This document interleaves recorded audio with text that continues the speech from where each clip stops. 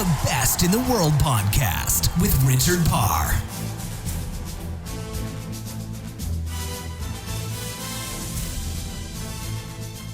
It's one of the most iconic images in the history of the Olympic Games. Derek Redmond hobbling to the finish line with his father after tearing his hamstring in the 400 metres semi-final at the 1992 Barcelona Olympics. Derek was determined to cross that line, and he talks to me on this week's Best in the World with Richard Parr. I think you'll find it incredibly insightful into what he says was going through his mind when he tore his hamstring at that event. It's pretty amazing. It's an amazing story of grit and determination, and a really interesting part of this conversation with Derek Redmond. And one of the great things about this podcast is that I do speak to gold medalists and champions, and Derek is a champion. He was part of the 4x400 metres relay team, the Great British team that won gold at the 1991 World Championships. But there's also a lot to be learned from failures and how people grow from them. But I wouldn't even say that 1992 was a failure for Derek. It was a moment of heartbreak for him. But he admits in this podcast that he didn't want to talk about it for many, many years because he didn't want to think about it. It was a heart-wrenching moment for him.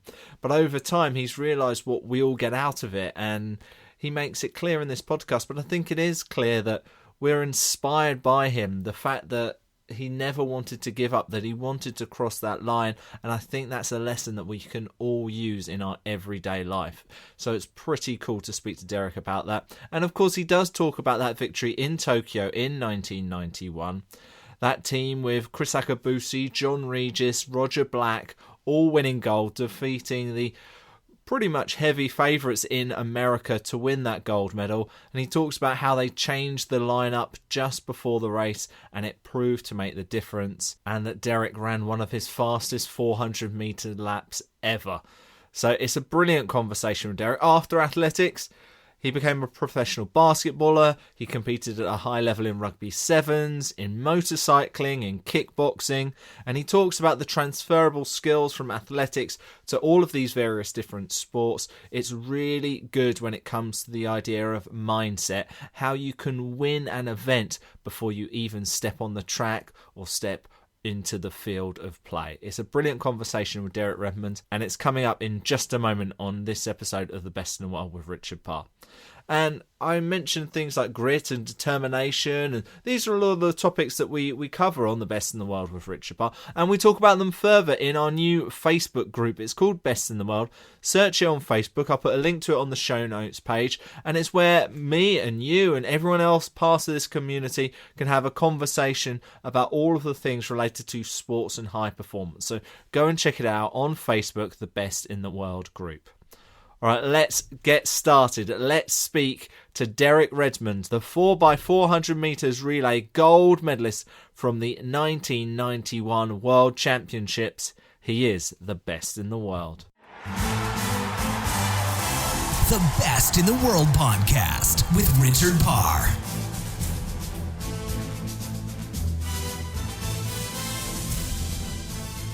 Derek Redmond, world champion from the 1991 Championships, where you won the 4x400 metres relay. Welcome to the Best in the World with Richard Parr. You had an incredible career, but first, let's try and catch up with what are you up to at the moment, Derek? Blimey, for the last 20 odd years, I've been a motivational speaker. So I spend a lot of my time traveling, pretty much the world, speaking at conferences and at events for different companies and organizations. I'm also a director of a company called Thomas International that specializes in psychometric assessments, and I'm the group performance director. So keeping myself very busy at the moment. Oh, that's interesting. A psychometric test, like, what does that involve? So psychometric assessments more than tests, because tests almost means like, there's a right or a wrong. Well, sort of the assessments that we do it really, depending on the actual assessment, it looks at things like your work-based behaviours, your personality, for want of a better term.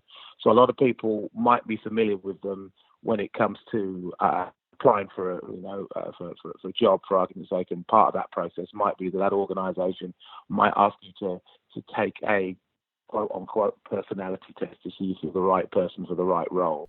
Oh. So International are a company that supports these particular assessments, and there are different assessments depending on what you're looking for in a certain individual, what you're trying to find out, then whether it's their emotional intelligence, work-based behaviour, whether it's their speed of learning, whether it's their potential within a job. So there's lots of different sort of assessments that we provide.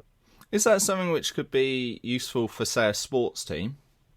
It is in sports now. So yes, over the last, we have a division, Thomas Sport. We have a section of we have a company actually within. There's three companies really. Thomas International, which looks after the business side. Then there's Thomas Education, and Thomas Sport. So yes, we are pretty prolific in the world of sport. And yes, obviously the obvious one is in team sports. And also really relationships between coach and athlete, for want of a better. Yes, it is used in sport in this day and age. So have you done an assessment with the four runners from the 4x400 meters winning team from 1991? Should you have been together? Yes, I have. Oh, really? Yes, I have, and yes, we should have done. Albeit a few years late. But it is quite interesting. So I did an assessment, one of the assessments that looks at your work-based behaviours, your motivators, your demotivators, the way you like to, prefer to communicate, and that sort of thing. And yes, it to be honest with you, it didn't throw up any surprises. Pretty much some of the traits within the behaviours of all four of us, I guess, are still here now that we had 26 years ago, and people always ask, was it an act? Was it luck that you guys decided to change the order? And we've always said no, it wasn't down to luck. It was the fact that we communicated with each other. We had a conversation, and we came up with what we thought was the best order. And without going through the whole story now, when you look at that story and you look at the behaviours that the assessment kind of revealed, there was no surprise that conversation took place in the way that it did, and we came to agreement in the way that we did because of our behaviours. So yes, I have assessed the guys, and none of us need up or anything like that. And we were certainly a good fit, and it showed on that night that what we did was the right thing. It was indeed, and we will go into that in a little bit more detail. But we've caught up with a little bit of what you're up to at the moment, and we'll talk a little bit about your post-race career as well. But let's get to the start now, Derek. How did you first get interested in running in the 400 metres in the first place? Well, there's two questions really, because the question is, how did I get involved in running? Because I didn't start obviously as a 400 metre runner. So to answer that part, very simple. 7 years of age, running in my school sports day. A young guy from the local athletics club came down to present the prizes, gave a little bit of a speech, explained where the club was, what days they met, at what times. My parents were there, and I simply asked, can I join, because I fancied giving it a go. They said yes, and I went down to, as it was, Milton Keynes Athletics Club. And I started at the age of 7, doing a bit of everything: high jump, long jump, triple jump, shot put, javelin, bit of sprinting, bit of middle distance, and all of the above bar the sprinting I wasn't particularly successful at, so it didn't take long to sort of drop all those particular events. And I stuck to sprinting 100s and 200s. And I ran 100s and 200s until I was about 15. In between the times, I'd moved from Milton Keynes to Northampton. So one particular day I was running for a club in Northampton, and I ran the 100, finished third, ran the 200 and finished third. And the young guy who was supposed to run the 400 metres didn't show up. So our team manager was desperate for someone to run the 400 because it was a team competition. And even if you came last in your event, you got a point for your team. So it was 8 points for first, all the way down to 1 point for eighth. So, and at the end of the day, it was the team with the most points that won the competition. So just to put someone in, it was a point, because all the points obviously added up and totaled up at the end. And my dad just said to me, why don't you give it a go. Or in fact, his quote was, why don't you have a go at running the 400? What have you got to lose besides another race? We kind of had a bit of a laugh and a joke about it. And I had no idea how to run the 400, but I sort of gave it a go and ended up winning the race and breaking the county record in the first 400 I ever ran. And, for my age group that was. And I quite liked that feeling of winning. And I thought, next week I'll run another one, which I did. And then for the next, it was the second half of the season, so there wasn't that much time of the season left, maybe a month, 5 weeks or something like that. And I ran 400s for the rest of the season, won them all. Each time got quicker and quicker and decided, that's it, I'm going to be a 400-metre runner. And that winter, started training for 400s, and then the following year ended up finishing second in the English schools, getting my first international, and as they say, the rest is history. Amazing. So during that time, Derek, how much training were you putting in, and how would that work around your school day? To be honest, at that time, when I was at school, we trained Tuesdays, Wednesdays and Thursdays, sort of after school, 6, 7 o'clock. And then, we'd train over the weekends as well, Saturday mornings and or Sunday mornings. So it was kind of a 5-day situation at that point, a 5-day routine, if you like. And it was for a couple of hours, 2.5 hours a day. As things went on, then the training picked up. And I remember, Mondays we started to do some sort of circuit stuff, and then Tuesdays on the track. Wednesdays was on the track, Thursdays was on the track, Fridays was always a bit of a rest day, and then Saturdays would be, going for a run, and Sundays again would be another track session. So then it kind of stepped up to sort of 6 days a week, and that's when, when it really started to become more of my life. And I would say that was possibly, once I'd left school, sort of teen onwards, when it really started to become almost a full-time job, if you like. Was it always enjoyable, or did it start to become more of a job? No, never. It never became a job. It was always enjoyable. Don't get me wrong. Some of the sessions were awful, and as I got, better and sort of higher ranked in the world, and it did become my profession, if you like. So when I did become a professional athlete, I still enjoyed it. The problem was, some of the sessions, as I say, weren't good, and there was certain parts. The winter months are always the worst, and they were where we did all the donkey work. So none of the glamorous stuff, none of the fast stuff, no racing. It was just, as I refer to it, pure donkey work. And some of those sessions, you would either throw up or pass out at, and you knew the sessions that was going to happen. And I can't say you looked forward to it. I can't say I looked forward during it, and I can't say I enjoyed the recovery after. So, there were certain sessions that were tough, but that's that's part of it, and that's not just in my event, that's in any event, and I guess in any sport. Yeah, it's that kind of weird sensation, isn't it, that when you're being sick, it's like, well, I hate being sick, but actually this means it was a really good session and I've worked really hard. Well, that was the thing. I mean, I know things have changed now, and we know a lot more about the body, and there's a lot more sports science involved, but back then, if you didn't throw up or a couple of times a week and pass out at least once a week, you hadn't put a hard week's graft in. I'm glad to say things have changed, and it's quite like that anymore. But that was the sort of attitude, almost, more better, and quality over quantity. Where obviously the whole training programs has changed a bit nowadays, and it's not quite as I won't say barbaric, but it's not kind as raw as it was back then. Is there anything that you may have learned in the last 20 years or so, just from the outside in, learning about the changes of the body and the sports science, that you wish you had during your day? Is there anything in particular that you've seen and you've gone, if only we had that when I was training? Well, I mean, facilities to start, equipment is always great. But it's actually my coach who still coaches these days, and I'm not completely up on all the sort of training regimes and programs and all sorts what's going on these days.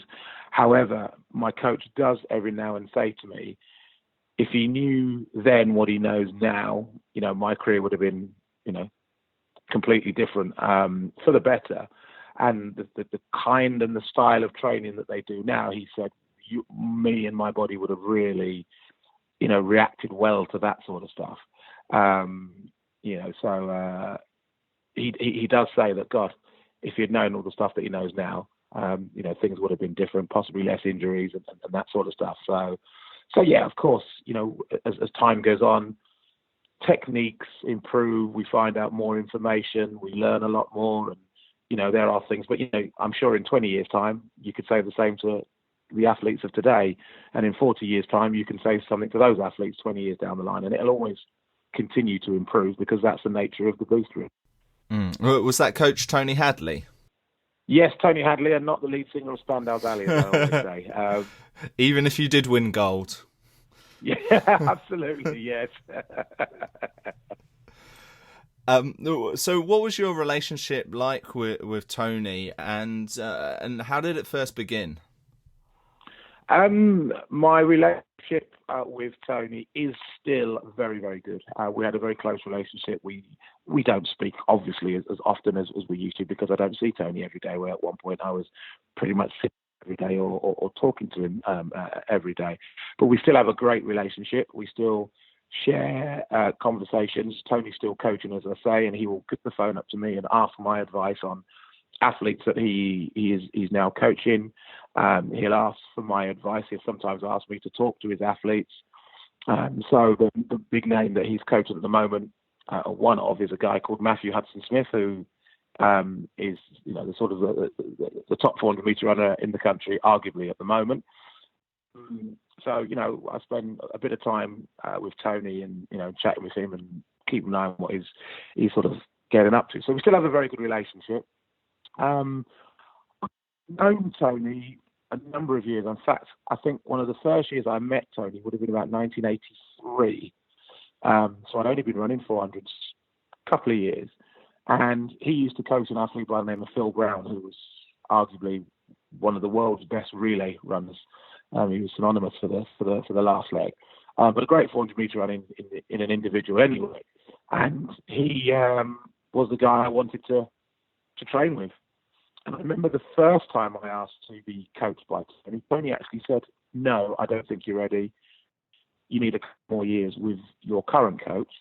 There's no need for you to go from where you are and what you're doing to come and join me, because things are going quite well." And then a couple of years after, I went back because I had improved and I did want to take the next stage. One, a club in a better league, for want of a better term. And secondly, I still wanted to train with Phil. And I went back to see Tony, and Tony, we had a couple of training sessions, and Tony wanted to see, one, how I kind of operated mentally, how I fitted in with the rest of his group. And I don't know, I went and did maybe 2, 3, 4 sessions with him over a couple of weeks or whatever. And then he made a decision, yes, I think you would make it a good addition to his training group. And I joined Tony in 1985. And that was that.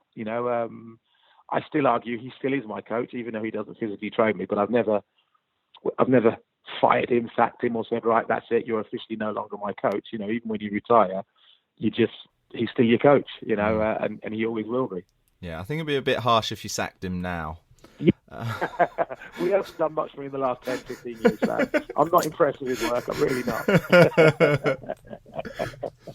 Now, you mentioned that with the changes in the last few years that Tony said to you that you'd have had less injuries, and you really did have a horrid time throughout your career with injuries. Just how mentally was that tiring? It's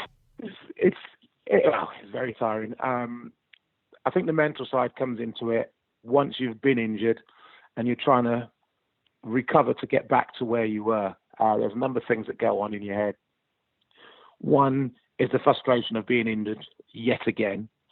And that in itself brings in issues of trying to stay focused and motivated and positive that you can get back to where you were. So you're fighting demons and battles in that respect. And it is quite tough. Having that self-belief and confidence that, okay, I'm injured, I can get back to where I was. The realization that and this is a horrible sort of realization, that the athletics world won't stop and wait for you. It carries on as if you don't exist. And ideally what you want is you want a magic remote control that you can press the pause button and the whole of the athletics world pauses until you get back to where you were, and then you can press play again and carry on. And in reality, that doesn't happen. The world just goes on. Everybody continues running, racing, and you're not even mentioned. And that's kind of hard to deal with, because it kind of puts into perspective that you're just, another statistic and another name. And if you're there, you're there. If you're not, the show will go on. And it's selfish, but it's something that all athletes kind of go through, because you end up in quite a lonely place, regardless to the amount of people that you've got around you, supporting you, helping you. It is quite a lonely place to be, sitting and watching people run races, win races in times that you can do. And I've sat and watched people win major championships in times where I think, my God, I've run quicker than that already this season. And they're winning, major championships with these times. It's a hard, to use a phrase that my dad used to say, it's a hard pill to swallow. So that's quite tough.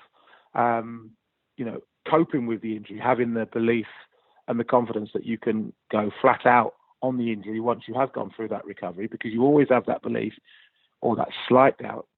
What if it breaks down again?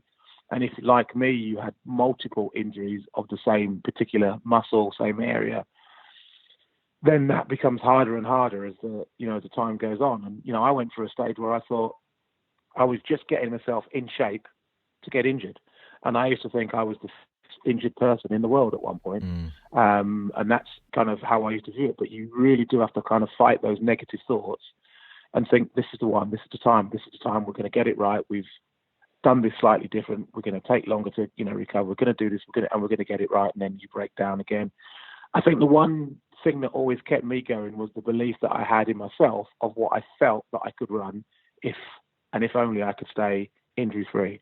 So for me, belief in my ability, that if I could stay healthy, I know I could run pretty quick. And unfortunately, I don't believe, and I suppose you could argue every athlete says this, but I certainly don't believe I ever ran as fast as I could have done. And I know it because my personal best was done in a race where I actually slowed down, just doing enough at the World Champs in 1987 to qualify. And if I'd known then what I know now, I wouldn't have slowed down. I would have kept on going. Just because if that was the last chance I had of sort of running a quick time, then I would have given it everything rather than just do enough to win the race and qualify for the final. So for me, that was the biggest thing that I kind of grabbed onto, was that self-belief, knowing that I can run a lot quicker than I've already run. And my biggest problem wasn't, gosh, can I run any quicker? It was, gosh, can I run quick without breaking down? Yeah, I can understand that. And of course, you had injury troubles going into these World Championships in 1991, and you nearly didn't race, did you? Correct. Well, I mean, I was always going to do the individual, and I was typical sort of Redmond season. I was, for want of a better term, chasing my tail. So, in other words, I managed to sort of scramble into the British team for the individual 400. Albeit not in the manner that I would have liked to have done. So I was sort of, if you like, on the back foot, but I managed to scramble in to the team. And it was a case, because I had a few injuries that year, I hadn't raced as many times as I wanted. So I was trying to play catch up. And rather than using the qualifying rounds just to qualify, I was using them, 1, to qualify, but 2, to get another race under my belt, which is not a great way to be running in a major championship. You when you go to a major championship, you want all the races that you need, and you've done those races. You posted a quick time. You're in great shape. You should be able just to qualify, just do what's needed to qualify, and build yourself up to the final. Well, I was having to not only qualify but use those races as races. So in other words, I had to run them as normal races, as if it wasn't the heat of a world championship, as if it was just a race, because I didn't have the luxury of having posted a quick time where I could, go into a race 75% of speed and know I'm still going to qualify. I was having to give it everything, hoping that what I've got in me is enough to get me through the first round. Plus, then you've got to make it look like you're not giving it everything, because if your competitors go, hey, up, he's flat out here. His pedal is down to the metal. He hasn't got any more left, because mentally that gives them an edge. So you're running flat out, but you're trying to make it look like you're just going easy. And it's not a great way to be, in a major championships. And I scrambled through the heats, the second round, and I got as far as the semi-final. And no matter how I ran a 400, I couldn't seem to run any quicker than about 45.5, 45.6, which at world level is not particularly quick. And it was very frustrating. And I remember after getting knocked out, and it was the first major championships that I'd ever been to, and not made a final. Every major championship that I'd competed in, I'd always at least make the final. And as you can imagine, I was pretty distraught.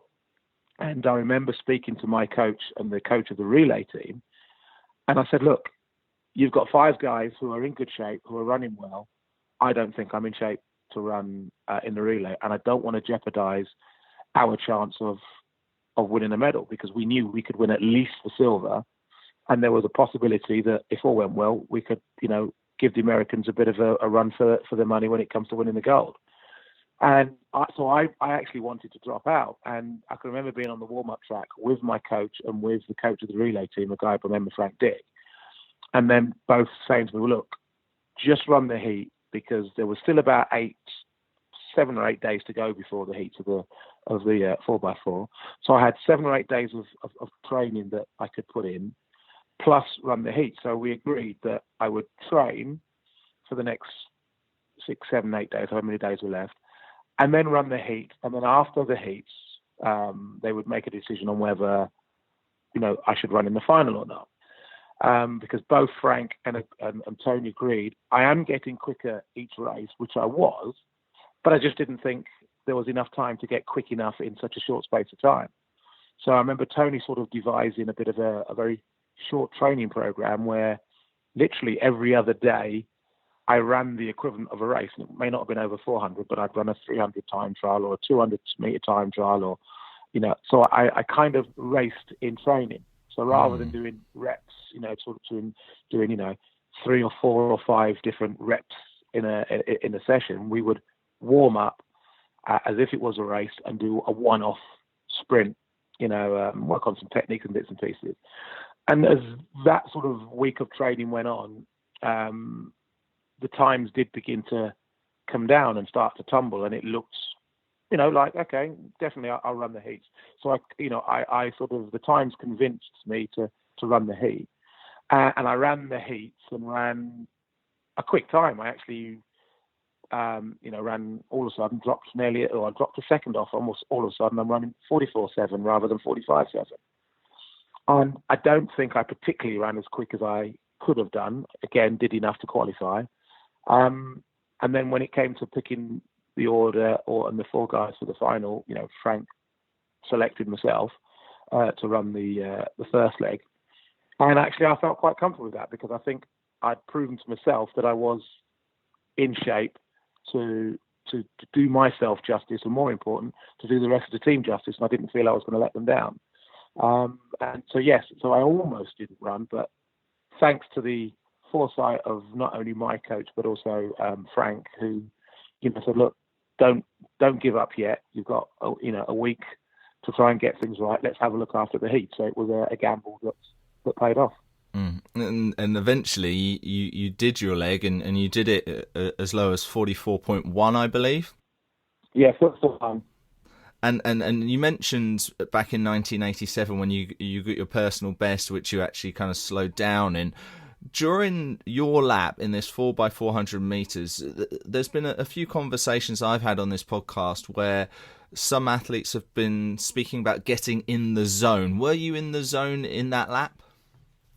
Every race I compete, I always get in, if you want to use that phrase, get in the zone. My Tony and I used to call it getting in the groove, because we used to use the word groove for the simple reason, to be a champion, you need 2 things. You've got to be physically fit, which is kind of obvious, but you also need to be mentally fit. you can get in the zone and get yourself mentally fit, but being in the zone doesn't mean physically you're fit. So we used to use the phrase, you're in the groove, which was mentally and physically fit. And I think there was a difference. So yes, every race that I ran, every good race that I ran, every race in a major championship, I certainly used to get myself in the groove, as I refer to. Certainly in the zone, and if I wasn't injured, then yes, in the groove. So at those World Championships, I certainly wasn't in the groove for the individual 400, but it did come around for the relay. But that happens before you step on the track. Way before you step on the track. If you're not in the zone or in the groove, by the time you step on the track, you ain't going to get in it. It's too late. All that preparation, the mental preparation, happens a couple of hours, before the race, because you have so much that you've got to go through. Things like, just the reporting process. And I'm not sure if you're aware of what used to happen in a competition, whether it's an individual or a relay, track, field, doesn't matter what it is. An hour before your race, you have to be fully warmed up and ready to compete or your event. And you report for your race. In some cases, that's go into a room the size of an average classroom, if there is such. And it's just you and the other 7 competitors in this room. And you're basically left there for 45 minutes or so to sit around and wait. You're all collected in there, and an official will come in and check your numbers and check you've got everything, give you your lane draws and confirm all that, and give you your lane assignment numbers and or jump in order, throw in order, whatever, all that sort of stuff. And you're left in the room with the other 7 guys that you're going to be battling out a gold medal for. And that's one of the places where races are won and lost, not out on the track or in the field. It's actually in that particular scenario. So you have to be physically ready way before you step on the track. And I've seen athletes crack in that scenario. In my event, I've beaten guys in that room before we get out on the track, because the pressure is just overwhelming for some of them, and they can't take it. I won't mention the athlete's name, but we had a British athlete, funny enough, I think at those same World Championships in '91, who our reporting rooms were actually tents, if you like, marquees, in the infield of the warm-up track. So you do all your warming up, and then you go into the infield, and that's where you reported for your race. And there was 3 or 4 of these particular tents. Around the outside of the track was a load of portaloos. And we had a British athlete who reported for a race, and he was, this kid was a Commonwealth medalist. He was no slouch, and the pressure got that much for him. He ran out of the warm-up room and locked himself in one of the toilets and had to be talked out. Oh, my goodness. So these can be quite pressure situations. So, the mental side of it does happen way, way, way before you get onto the track. But going back to your original question, because I've kind of slightly come off piste a little bit, if you like, is yes, for that particular relay race, all of us mentally were, as strong as I guess we had ever been, certainly as a relay team. The fact that we had come together and decided to go against the original order of the team management, come up with our own order, stick to our guns, again, against the team managers. Not all of them, but certainly one of them didn't particularly want us to run that order and was, all right then, if you think this is going to be the way, go for it. But, there was nothing going to stop us doing that. We were so mentally strong that this was the right order to do. It was one of the reasons why I think we ended up winning the race. So what was it like then, Derek, when you were able to step on the podium and say that you were a world champion and collect that medal? What was it like? Blimey, that's a $1 million question. Obviously it's fantastic. It's a great feeling. It's people, I often say to people, I've heard the question asked, and I've asked people the same question to see if they can guess what it is. And people always say, what is that feeling when you step on a podium? And actually, that feeling is one of relief. The first thing you feel is relief. When they put that medal around your neck, and the next time you watch a major championship, it doesn't have to be in athletics, it could be in any sport, when a medal or a trophy is handed, it definitely works on podiums, when a medal is put around an athlete's neck, his or her neck, the first thing they do is they take a massive sigh of relief. And you see them blow their cheeks out.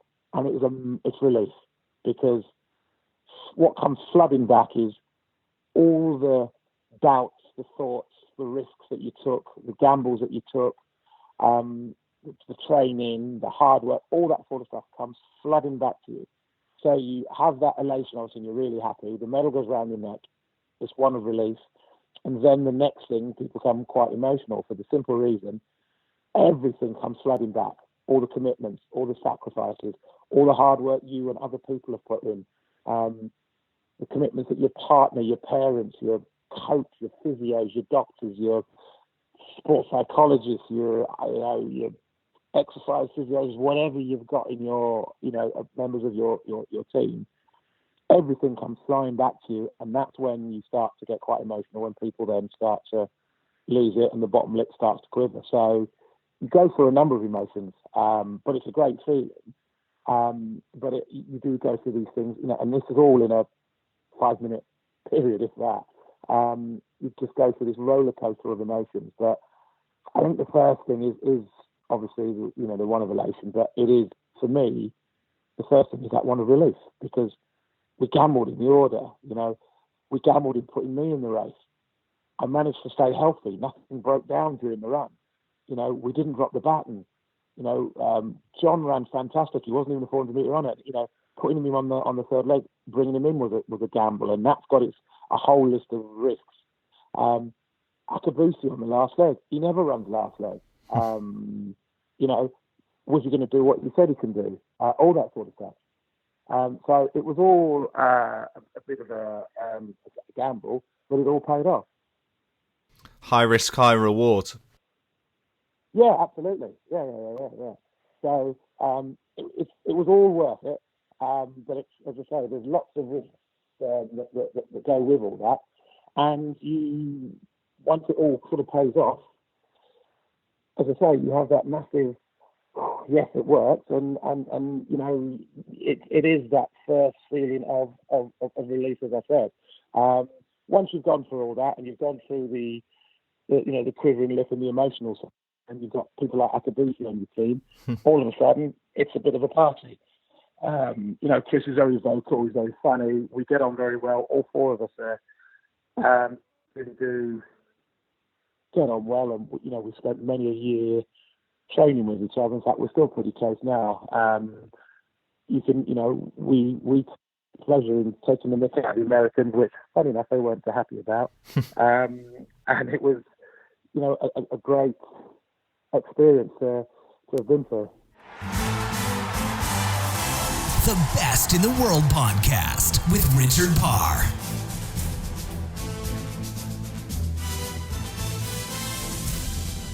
We'll come back to Derek in just a moment, but I want to say about Patreon. Now, one of the things that we talk about on this podcast from time to time is how these different sports stars are able to get sponsorship.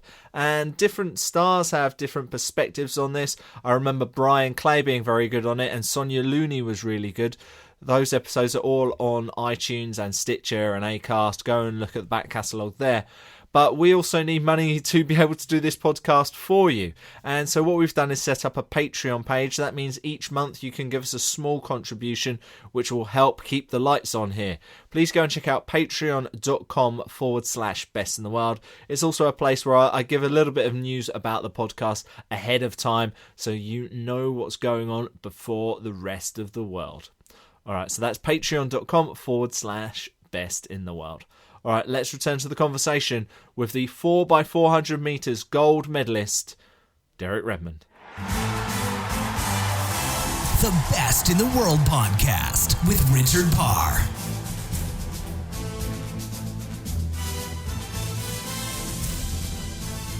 You mentioned a lot about emotion, and 1 year later it is one of the most emotional scenes in Olympic history.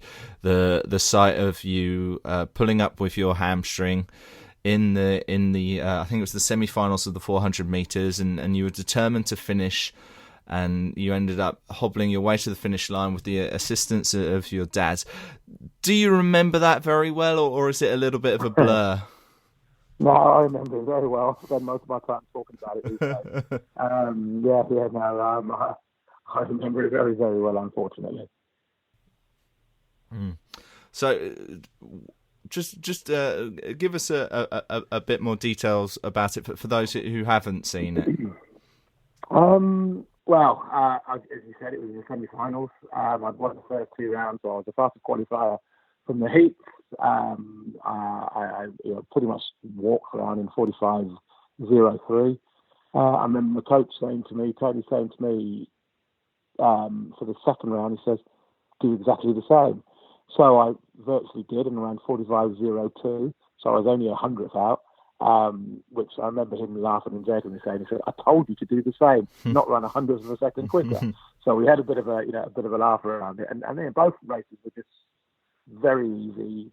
I really, to use a quote, didn't really break a sweat. They were lovely, easy runs, well within, with myself. There was no idea of any problems. There was no niggles. There was no tightness or whatever. General tightness that you will get generally from sort of, from running the major competitions, but nothing major. And it came to the semi-final, and it was just another race. This time I was going to finish the race. So in other words, I was going to run a full race rather than messing around, just because I had 24 hours to recover before the final. I didn't want to take any risks. Win the semi-final, guarantee lane 3, 4, 5 or 6. And, we're in a good position to have a go on the day of the final. Had a great start. Technically, everything was going well, going down the back straight. And then, as I always refer to it, I heard a funny pop. I thought it was a noise in the crowd, so I kind of said to myself, come on, Redmond, concentrate. And then a few yards later, I felt the pull of the hamstring and, grabbed the back of my leg. And I'm, down the back straight, you're going pretty quick. And to give you an idea, my split down the back straight of a 400 when I'm running well is around about 10.2, 10.3 seconds. Granted, it is a rolling start, that 100, but it gives you an idea that we're running pretty quick down the back straight. So to pull a hamstring at that speed isn't the most pleasant of feelings. And I grabbed the back of my leg and wanted to stop as soon as I could. And I remember sort of hitting the track, and a few choice words were coming out of my mouth, and along the lines of "Ouch, you dear, I think I pulled my hamstring in the Olympic semi-final.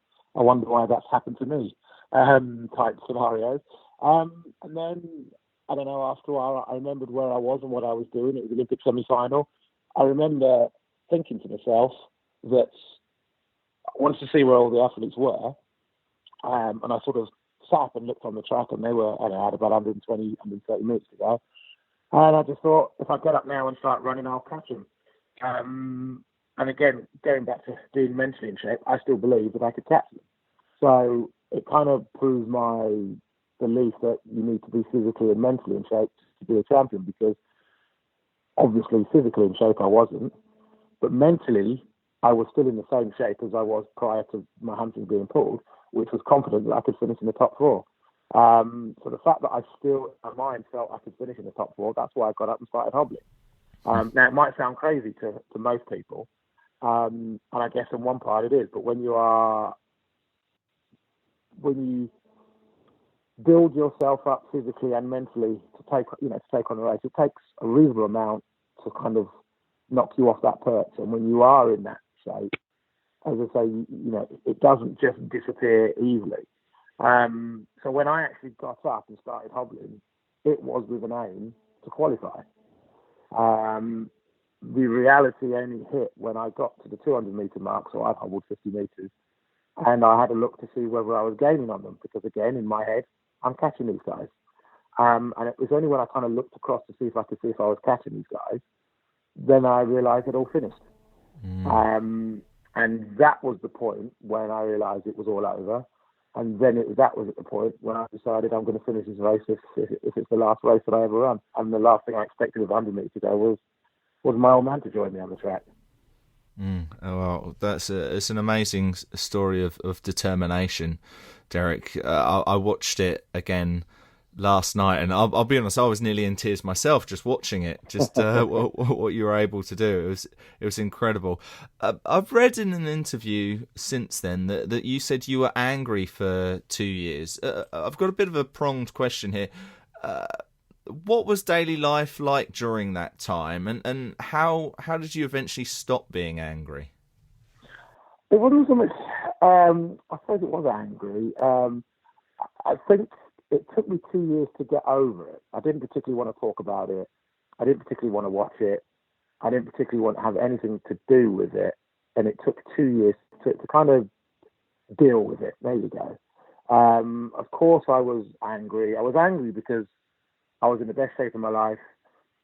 It was my second Olympics. I'd been injured at my first Olympics when I had an outside chance of a medal. I had a really good chance of a medal, obviously, at the Olympics. Yeah, of course I was angry. I was frustrated, but it wasn't something that I particularly wanted to talk about. And the problem that I had is everybody wanted to talk about it. Here we are, 25 years later, and surprise, surprise, everybody wants to talk about it. So when it was 2 years old, it was no different. So it was very frustrating, very annoying.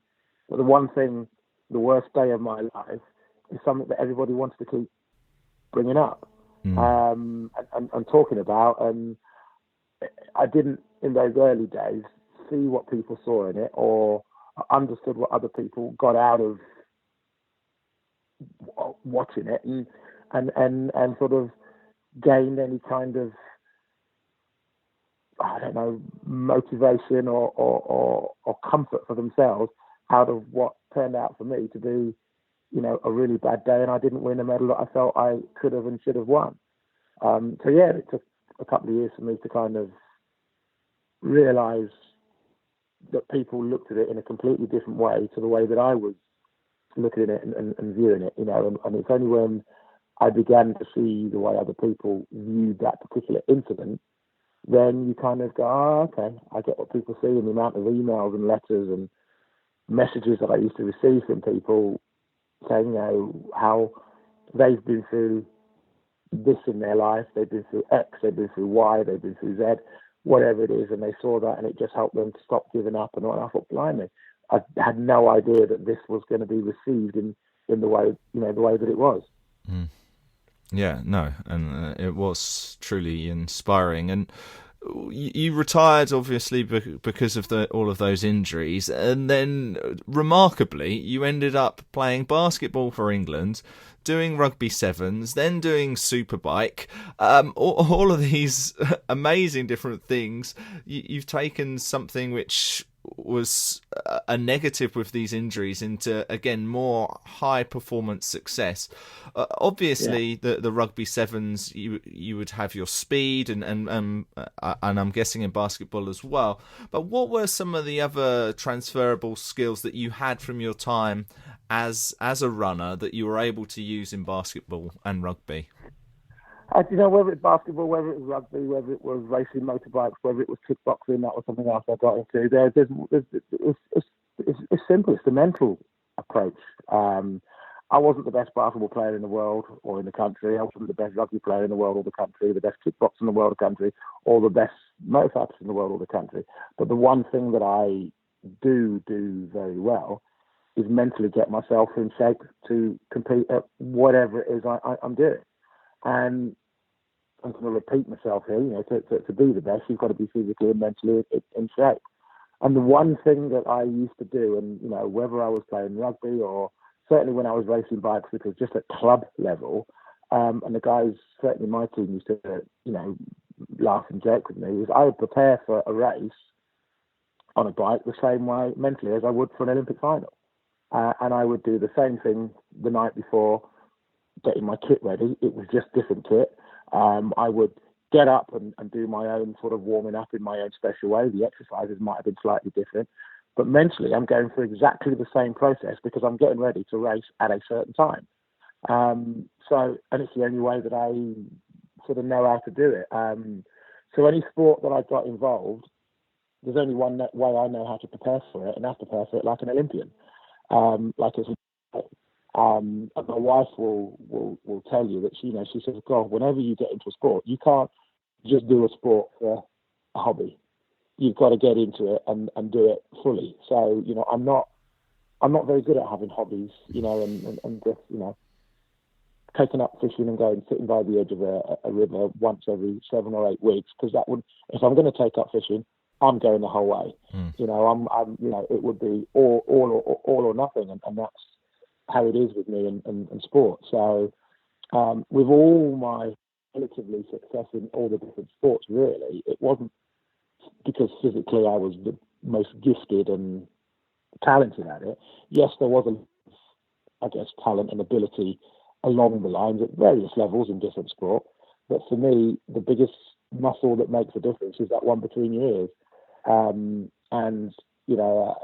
think that's where competition could be won and lost. I remember, for argument's sake, so in 2013, I took up kickboxing. Never had done it before. And I started, May, June of 2013. And by October 2013, I'd become national champion for my category, for my ability. And I remember in one of the competitions in that particular competition, because I ended up entering 3 different competitions in that competition, or disciplines in that competition. But the main one I wanted, which was the points, is basically a knockout competition. So you win your first fight, you go to the next round, you win the second fight, you go to the next round, so on and so forth. And I think I may have had, 3 or 4 fights to get to the final. And I remember every fight that I had, again, I go through my own process, go and do my own thing, my own warming up and giving up. I've got all the instructors there with me, and goodness knows what. And I walk onto the mat and I get my last sort of few instructions from my, and I would walk onto the mat and stand on my side of the line, and I'd be waiting for my opponent, who's now getting his last minute of instructions from his coach, and he would walk onto the mat. So we're both standing behind our lines, which is maybe a metre or so apart, and the referee's kind of giving us the final, instructions, a bit like you get in a boxing match. Yeah. And I would always stare at my opponent in the eye. And all the way through the rounds, not one of the guys would stare me back in the eye. In my first fight, the second, the third, and the fourth. And the only guy that stood almost toe-to-toe with me and stared at me in the final was the guy in the final. And before all the other fights, I remember thinking, I've won this already, because this guy can't even look at me. If he hasn't got the confidence to look me in the eye before the fight, and I'm not talking snarling at each other, but, just that, sort of straight face, look him in the eye, come on, it's you against me, nobody else, let's get it on type thing.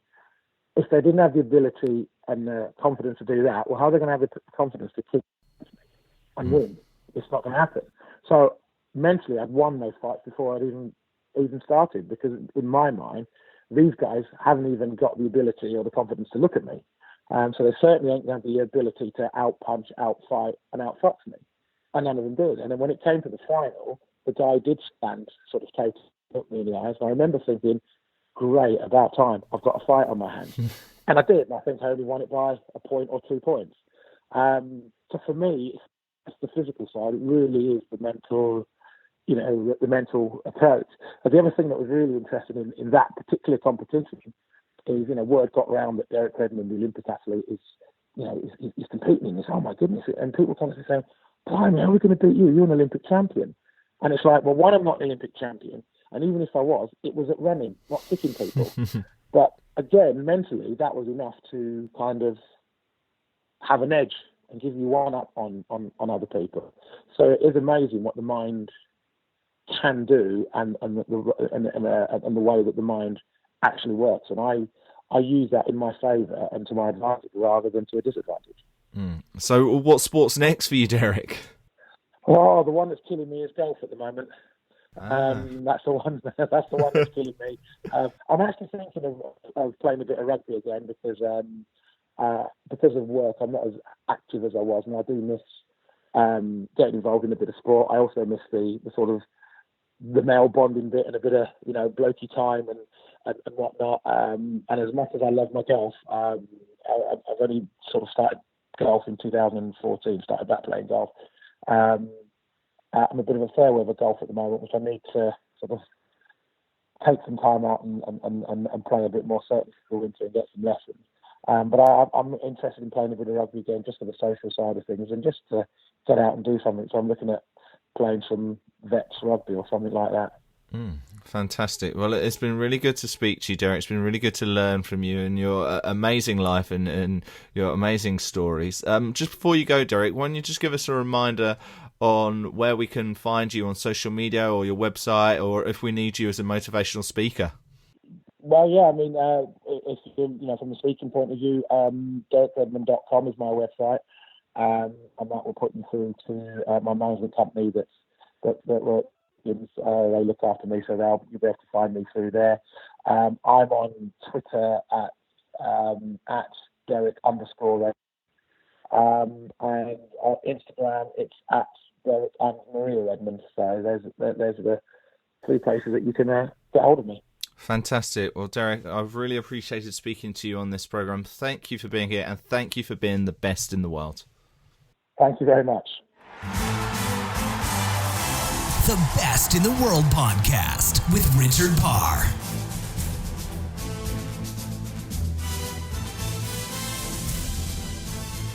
Thanks so much to Derek for being on this week's Best in the World with Richard Parr. We've spoken to a few other track greats in the past on this podcast.